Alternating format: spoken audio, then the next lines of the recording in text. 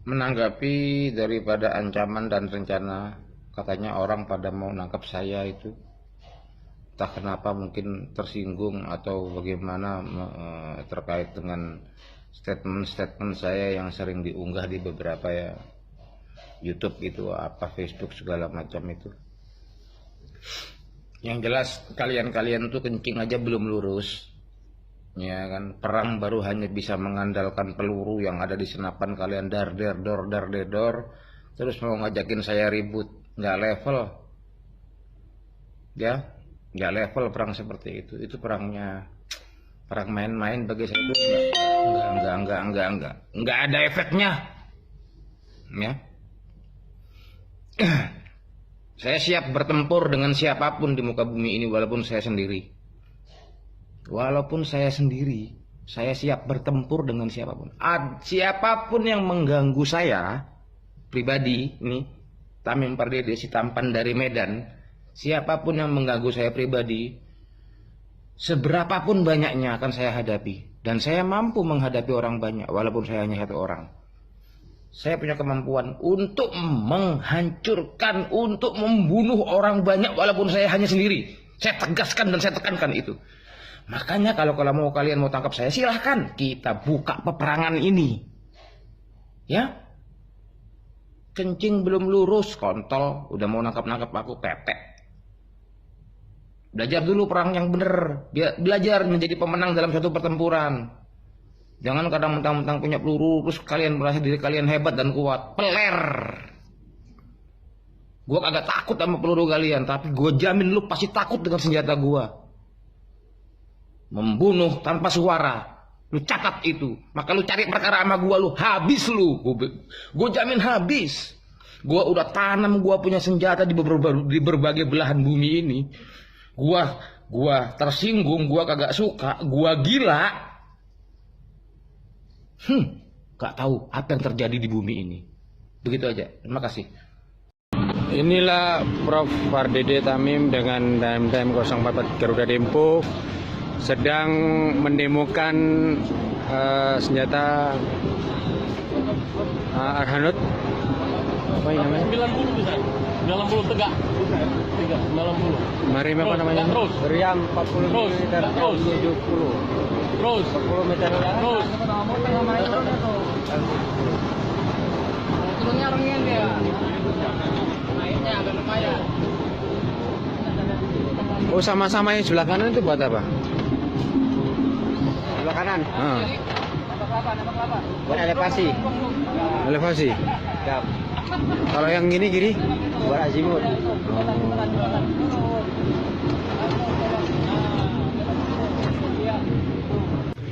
Ini adalah penampakan kapal perang kita. Kapal perang kita. Nah, ini 4 penumpang, 4 pasukan.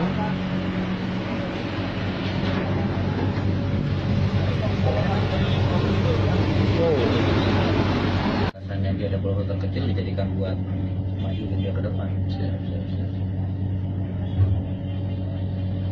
Ini wilayah Indonesia ya? Siap. Total.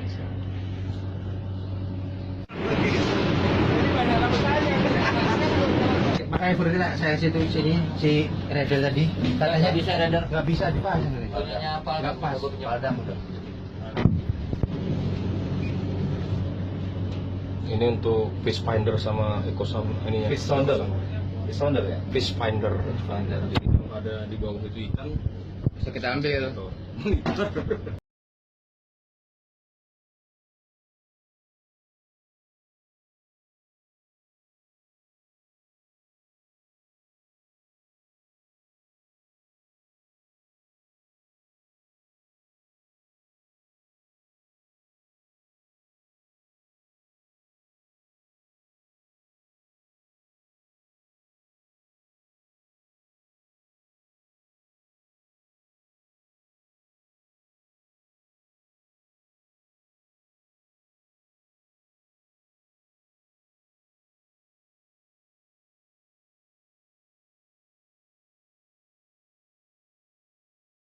Saudara-saudariku, sebangsa dan setanah air, apabila ada yang mempertanyakan kepada kalian apakah dasar kebangsaan kalian, maka jawablah oleh kalian bahwasanya dasar kebangsaan kalian adalah Sumpah Pemuda 28 Oktober 1928.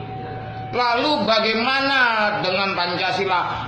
Pancasila itu adalah dasar negara, bukanlah dasar bangsa. Sebab negara Indonesia itu baru dibentuk pada tanggal 18 Agustus 1945, sehari setelah kemerdekaan bangsa Indonesia.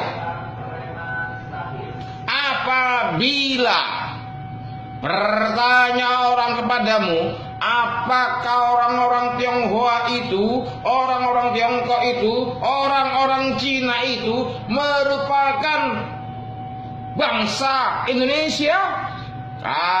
Maka jawablah wahai saudara-saudariku bahwa sekali-kali kelompok Tiongkok, Tionghoa, China itu bukanlah masuk dalam bangsa Indonesia, sebab mereka tak ikut berikrar pada saat Sumpah Pemuda tersebut. Mereka hanya mengamati. Mereka adalah dari kelompok-kelompok partai-partai politik yang berpihak kepada Belanda, CHH, partai politik yang memiliki nasionalisme Cina, PTI. Maka itu mereka tak sudi berkenan mereka untuk ikut pada ikrar Sumpah Pemuda Indonesia ketika itu.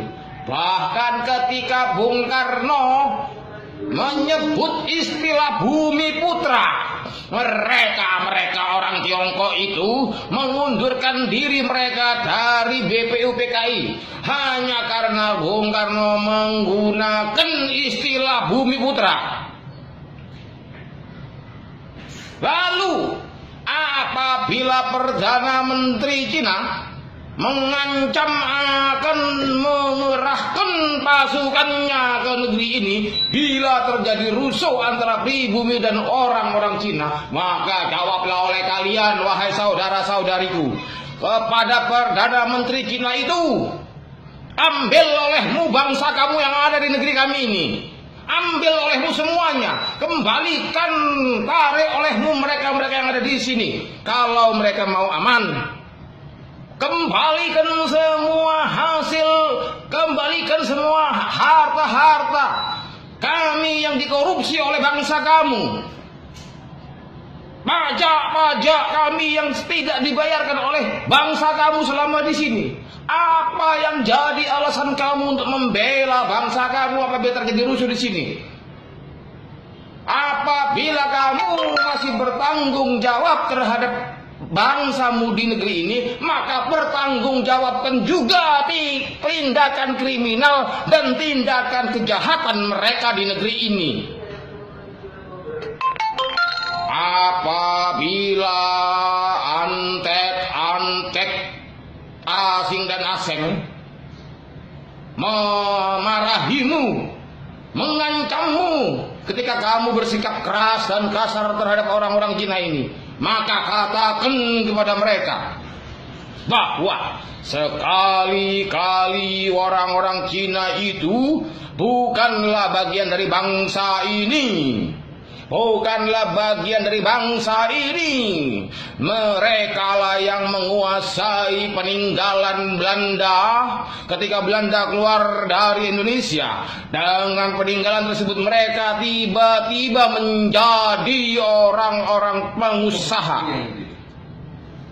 Kalau saja ada yang mengatakan bahwa ada 5.000 nyawanya orang Cina mati di Surabaya pada saat 10 November, maka katakan mereka berperang melawan sekutu ketika itu bukan di atas panji merah putih, tetapi mereka mempertahankan diri di atas bendera Kuomintang. Bendera Kuomintang, bendera Kuomintang, yaitu Partai Nasionalis Tiongkok. Jadi tak ada sedikit pun alasan bagi kita untuk mengakui bahwasanya mereka adalah bagian daripada kita sampai dengan saat ini. Kalau ada yang bertanya kepada kalian, siapakah saudara dekat kalian, maka katakan oleh kalian, orang-orang Arab itu yang kamu hina mereka sebagai onta itu, mereka adalah saudara kami bangsa Indonesia. Karena mereka si Arab onta itulah yang rela ridho bersumpah pemuda Indonesia keturunan Arab pada Oktober 1934. Saudara-saudariku, inilah masanya kalian angkat senjata untuk usir mereka semua dari negeri ini tanpa tersisa. Mereka